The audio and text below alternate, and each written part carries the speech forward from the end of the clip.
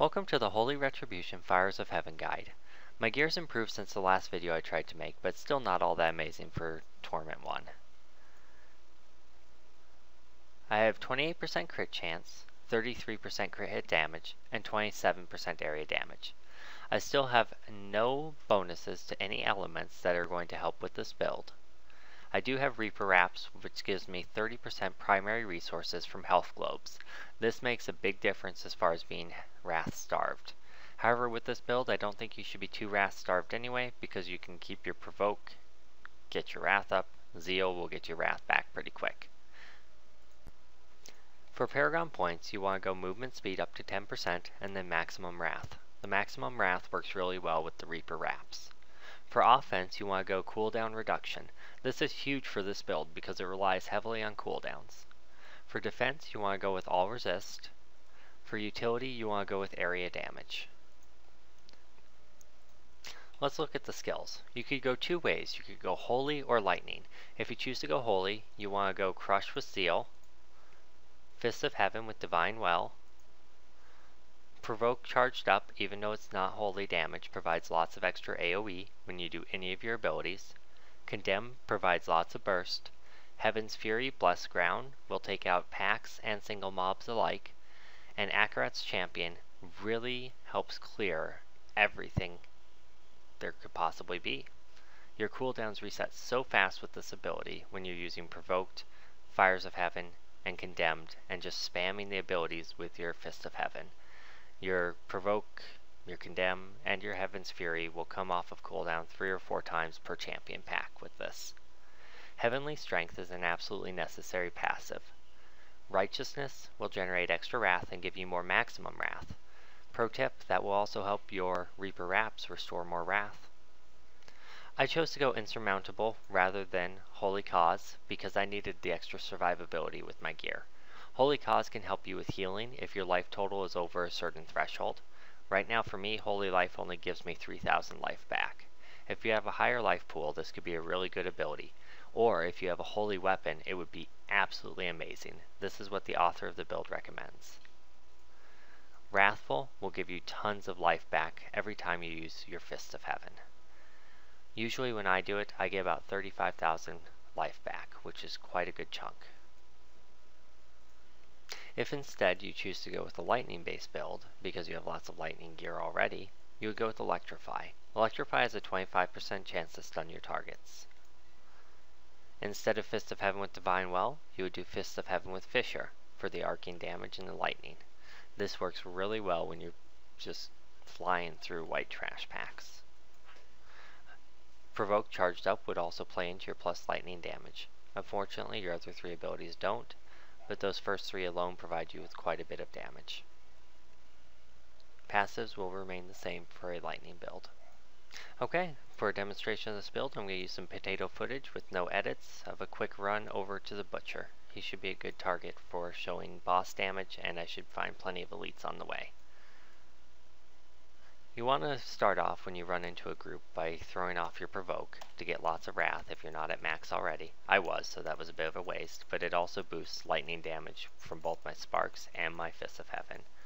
The Sparks hit for just as much as the Fist of Heaven itself does, so it's quite powerful. Most of the time I tend to save my Fires of Heaven for when I have tougher enemies or bigger packs, and this can make little guys like this take a little bit longer. But it really helps to have that up when I run into something nasty. Since I don't have my Condemn up, I'm just going to burn through these guys and use it to show you what it does. With Provoke, your Fires of Heaven will also proc lightning with every tick of both Blessed Ground and the beam. This can be really, really powerful. As you can see, this build cuts through white trash like butter. Last time I made a video, I unfortunately made it at the wrong resolution and the quality ended up being terrible, but I ended up getting 2 legendaries and a legendary crafting mat. It's got to be the build, right? So I should get more legendaries while making this one? Yeah? Yeah? We'll see. Zeal will also increase your attack speed, which helps you with your wrath generation. As you can see, I started there with very low wrath and ended up almost full within just a couple swings. The nice thing about Zeal is it makes you attack a little bit quicker, so those slow one-handers don't seem quite so slow. That's helpful for both when you're using Zeal and when you're spamming your Fists of Heaven.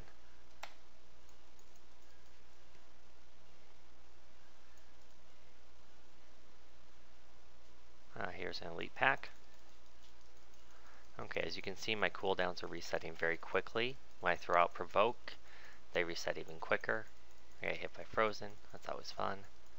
And that pack just went bye-bye real quick. That was a pretty low health pack, so it might not be the best pack to demonstrate on. But I've had it where I have 2 yellows at the same time and they both fall down in about the same amount of time. So as long as you have a decent amount of little mobs around them, your cooldowns reset just ridiculously fast. If you don't have little mobs around them, you can still get them down pretty quick. It's not quite as quick, but it's not too bad. Even without Akrat's Champion, yellows still go down at a decent rate.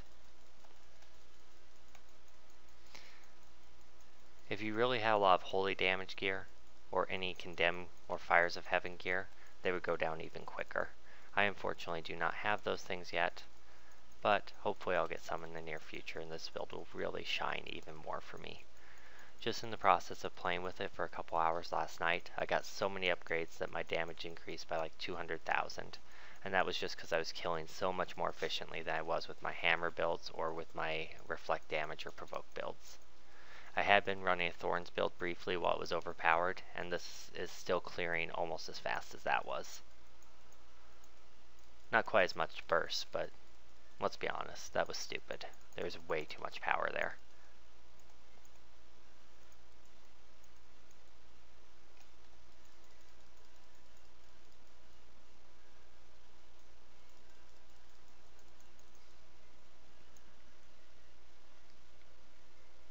Ooh, treasure goblin.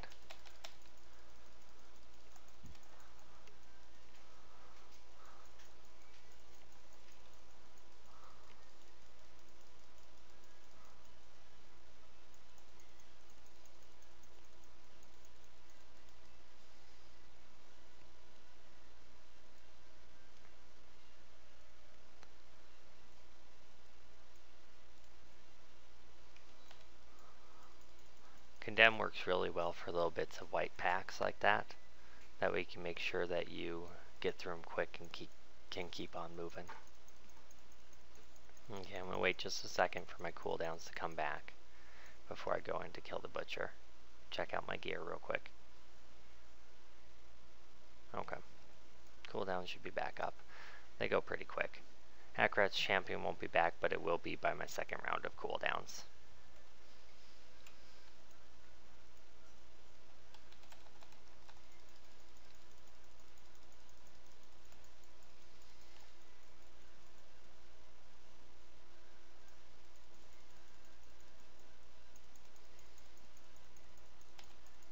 The nice thing is if you do find yourself in a sticky situation and you end up dying, if you have Akrat's Champion on, you actually will live. It'll restore you back to full life. Your cooldown reduction goes away, but you do get basically a free life. It's like a cheat death. As you can see, the cooldowns reset pretty quick even when it's single target. And since Condemn's now affected by the cooldown reduction of Rally, it can really make for a ton of damage with this build.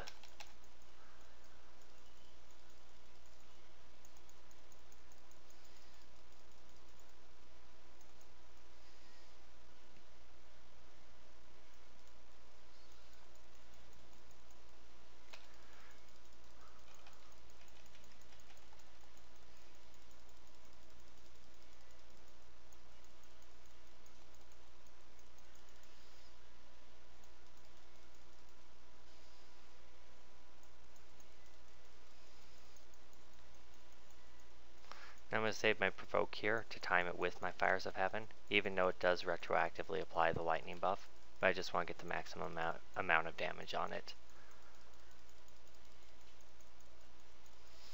So it's not too bad, about a minute or two for the butcher. I don't know because I don't have the time running in front of me, but it seemed like it was pretty efficient compared to what I'd done before. I was hitting points where the entire floor was covering up with fire because I was killing them so slow with my other specs. So As you can see, about 6 minutes to run to the butcher and kill him. It's not too bad. The spec is really efficient, and it's actually just a ton of fun. It's probably the most fun spec I've played in a really long time. If you haven't tried it, you should give it a try. There's no real gear requirements to go into it. You can go in with really crappy gear and still have a great time. If you liked this video or found it helpful, please subscribe, like, and click on ads. It really helped me out. Thanks and have a great day.